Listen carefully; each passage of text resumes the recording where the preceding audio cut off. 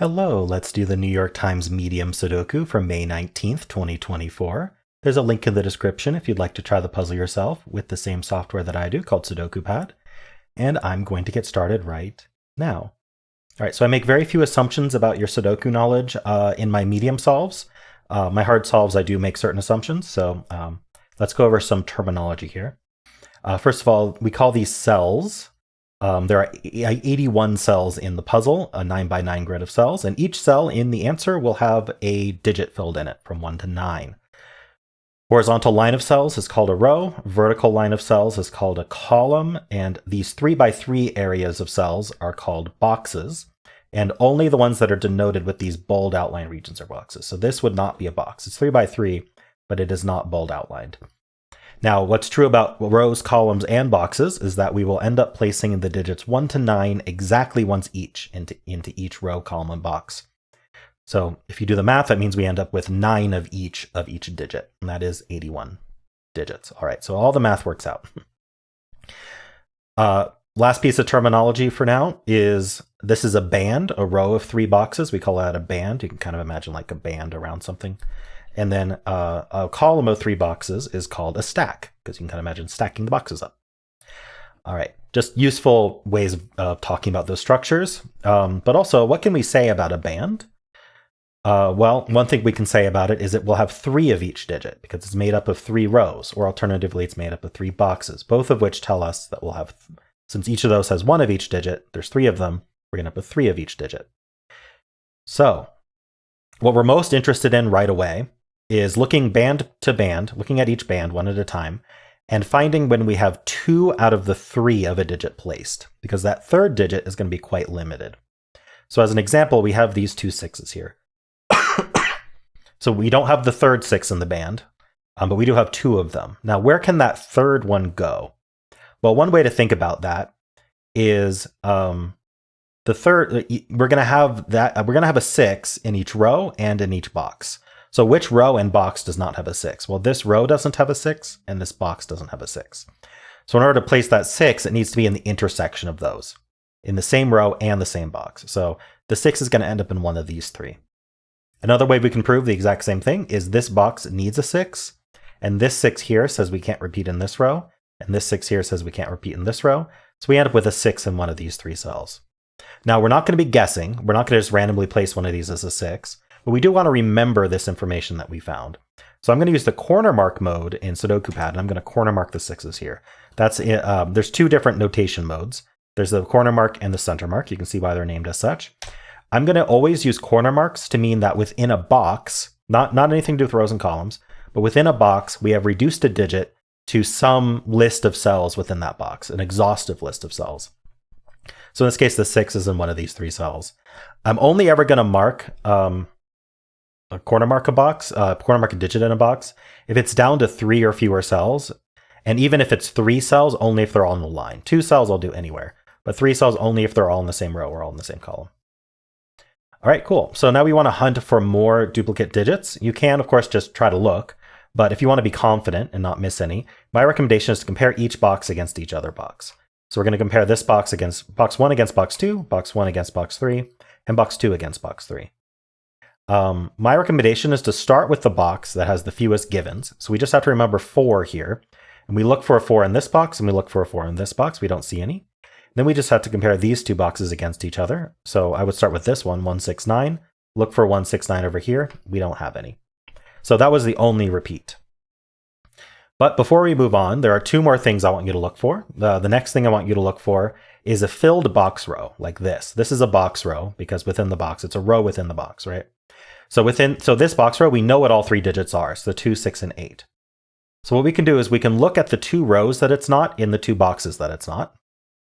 And we don't care about empty cells. And we don't care about any digit that's already placed in the box. So the 6 we don't care about. But 1 and 4 are good criterias here. Now let's just take one of them to start with. This 1. What does this 1 do to this box? Well, it's very similar to as if it had a buddy 1 down here. So this 1 looks in and says these can't be 1. And just like if we had a buddy 1 down here somewhere, these can't be 1 because they're filled with non-1s. So we can corner mark the 1s up here. But that's going to do something called pointing, which is really, really good to find. So pointing, think about this. In this box, what do these corner marks mean? They mean that the 1 will end up in one of these 3 cells and only one of these 3 cells. And so whichever one it ends up in, it will eliminate 1 from the rest of the row. One of these will be 1, so we're not going to have 1 over here because we can't repeat the 1. So importantly, these are not 1, and this one is taking 1 out of these 3. And so 1 ends up down here, and we're looking down and we see that we have this one and this one that take 1 out of these 2, because can't repeat in the column. So actually we can place the 1 here with confidence. It's our first digit that we placed. And the reason we're confident is this box needs to have a 1 and it actually can only go here. It can't go in any of these cells because of these ones, and it can't go in this cell here because if it did, it would remove the ability for this box to be 1. It breaks our pointing logic. The pointing said this can't be 1. All right, so we placed that 1. That's very nice. Now we're going to do the same with the 4. So the 4 looks in. We actually also have these 2 4s looking up, so we actually just place the 4, which is very nice. And it's going to do the same thing the pointing did, but it's placed, so it's even easier to see. This 4 takes 4 out of these. This 4 takes 4 out of these. This isn't 4. We end up with a 4 in one of these 2 cells, which we'll corner mark. Very nice. All right. So there are no more filled box rows. The last thing I want you to look for is a row or a box that have been reduced to 4 or fewer cells. And if that's the case, we want to inspect what those are and think about it a little bit. So in this case, this box has been reduced to 4 open cells. So that means there's 4 digits that haven't been placed in the box. What are they? They are the 1, 5, 7, 9. So I'm looking around for 1s, 5s, 7s, and 9s and seeing if I see anything interesting. The only thing I see is this 1. And so we already have the 1s marked up here. But what that means is that these 2 cells can't be 1, right? So they're only 5, 7, 9. Now I'm going to use center marks to remember that. And what center marks are going to mean is that it's a cell-centric marking. It means this cell is down to only 5, 7, or 9. That's the exhaustive list of possible digits that could go in there, as far as we know right now. Obviously, by the end of the puzzle, each cell will have only a single digit available. But right now, this could be 5, 7, or 9. We don't know which. Since we're not going to guess, we want to notate, hey, that's what I know so far. And I only recommend center marking when we're down to 3 or fewer options. We call those candidates, so 3 or fewer candidates. So these are both 1, 5, 7, 9. There's no restriction on them, so we're not going to mark it. Now, do we have any other rows or boxes down to 4 or fewer? And the answer is yes, we have these. So we always think about it first. We need the 3, 4, 5, and 7.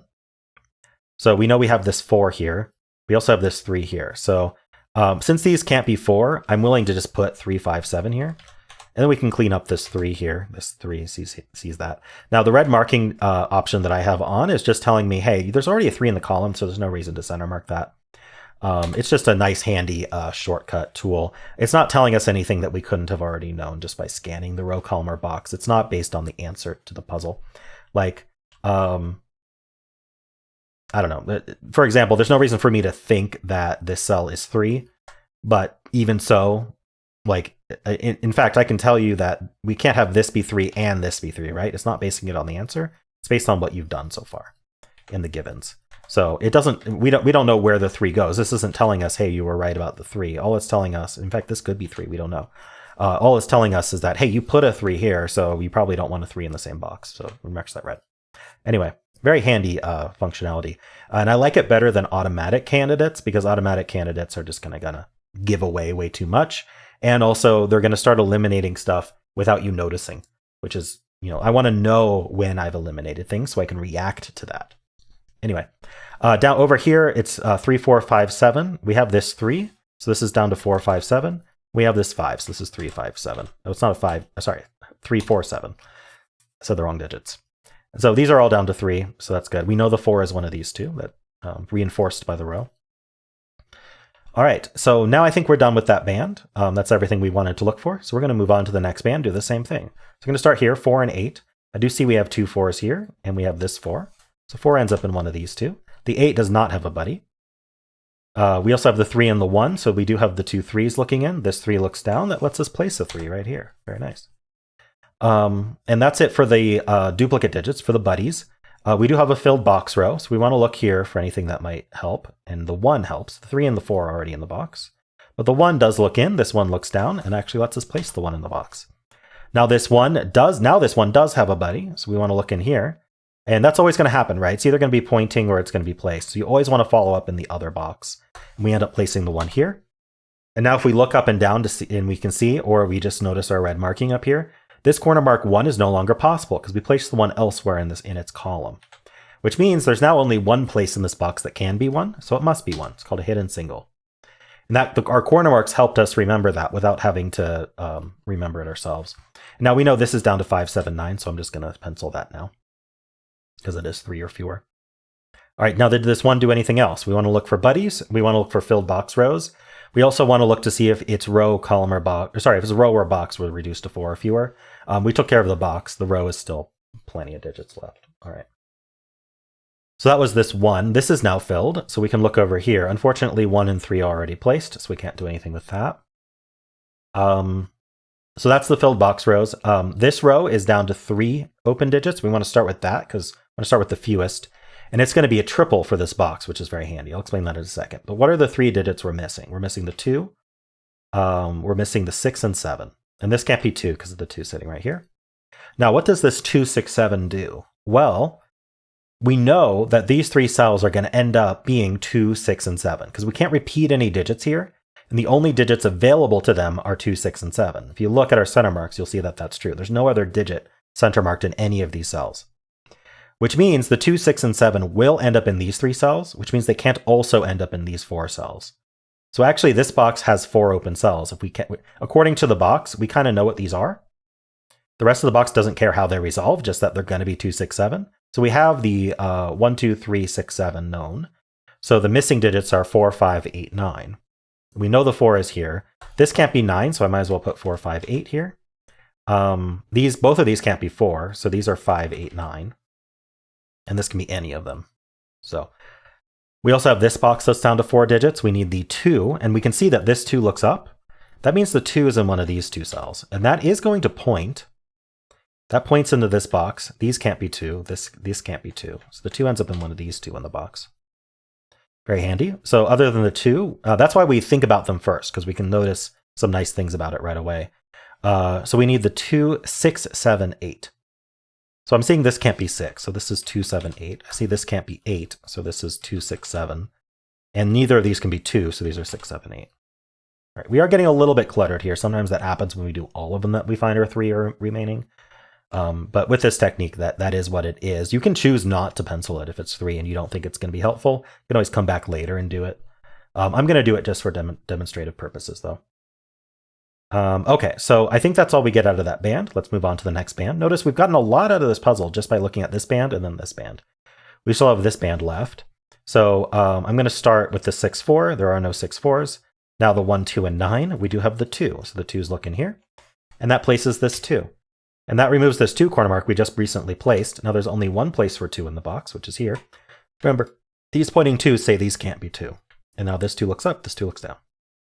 So the 2 is placed in here. Now we always want to try to follow up if we can. So that did reduce this box to 4 or fewer. But I will say that we're already going to do that. Oh, you know what? We aren't looking at the stack yet. So actually, let's take a look at this.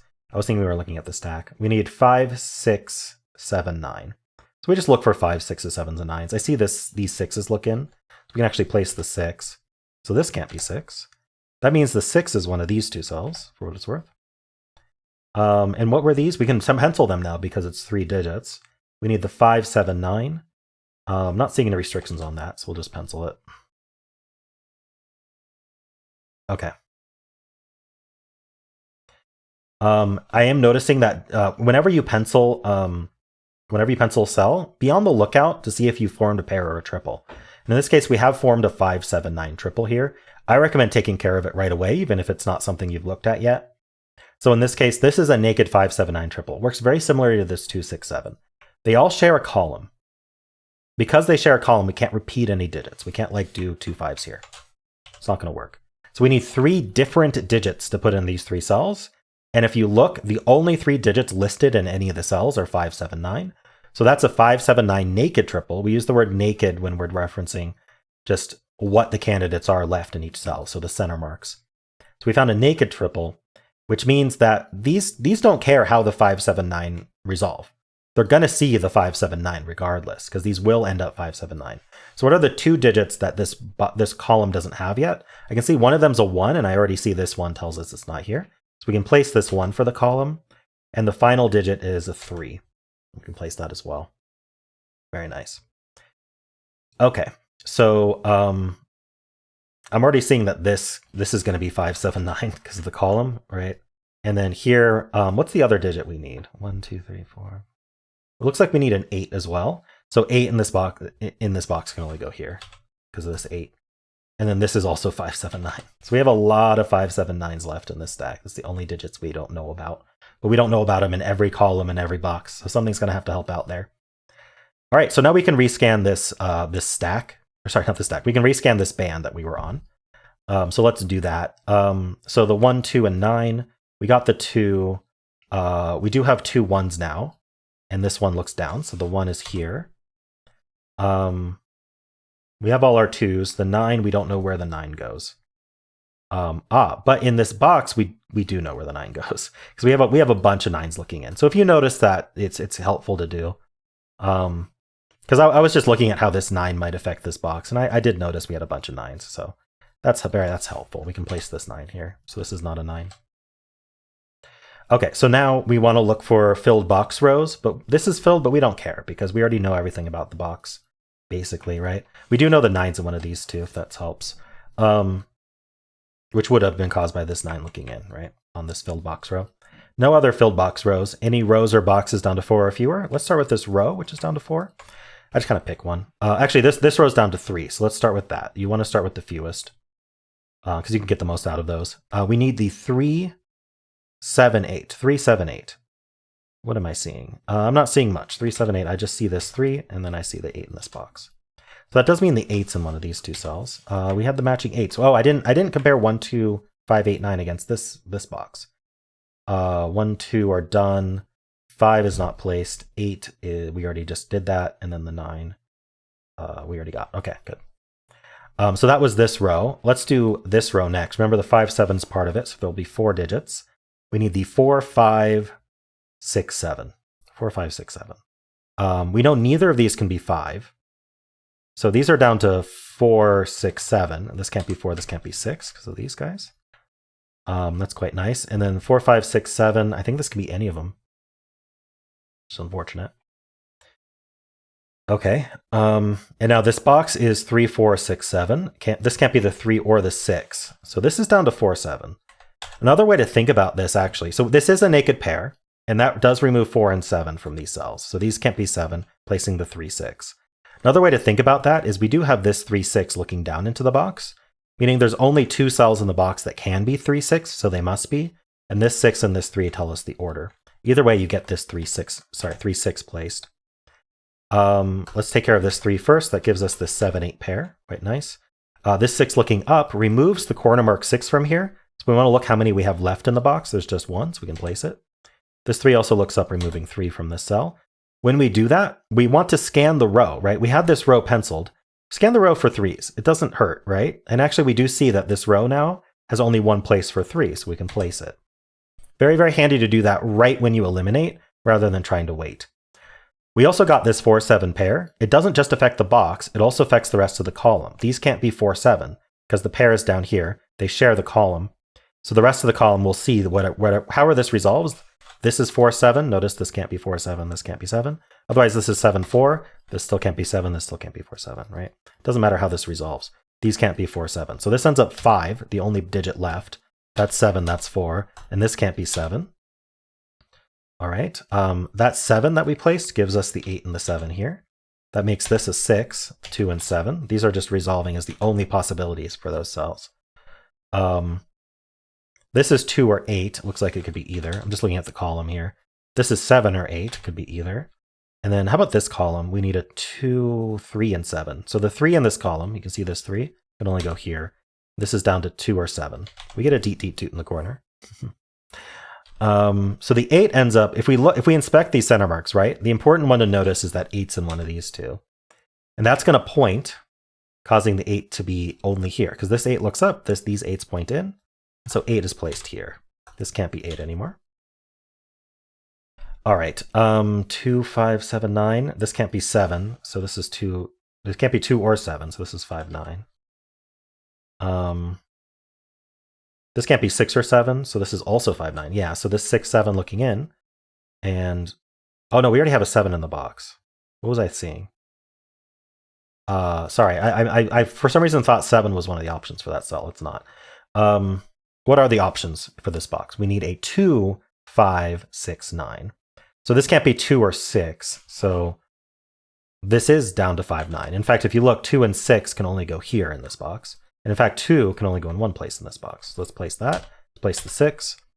That resolves this whole triple. That resolves this whole triple. That places the 7 in this box. This can't be 8. 5, 9 pair means that's the 8. This column finishes with something. Looks like a 3. Okay. These can't be 7, so the 7 goes here in the box. That gives us the 5, 9, and 7. That does not resolve these 5 9s. This is 4, 5, 9. So is this. This can't be the 9. All right, this 4, 7's resolved, though, so that gives us the 5 here. That resolves all of these 5 9s. We get the 4, 5, and 9 here. We're actually down to 2 digits, 4 and 6. So we didn't even get to finish. Like, I didn't even do any real stack scanning. Basically, I had gotten enough out of just getting through the 3 bands that we basically finished the puzzle. I did peek a little bit ahead at some things that were like low hanging fruit, like placing this 9, I believe, is something I did. But yeah, I mean, that's right there from the start. These 9s right from the start tell us this is 9. But yeah, simple stuff like that. If you just if you're glancing around looking for stuff and you see it, just put that in there. It can help speed up the puzzle. So yeah, pretty straightforward puzzle today. I don't think there was anything super complex. There was some pointing. Pointing was very important in this one. Also some triples, like I noticed this 5, 7, 9 triple, which gave us this 1, 3. That seemed extraordinarily helpful. So noticing stuff like that's helpful. Noticing that we had this 2, 6, 7 triple was probably helpful as well. But yeah, cool. Hope you enjoyed this. And if you did, then why not leave a like, subscribe, and a kind comment below.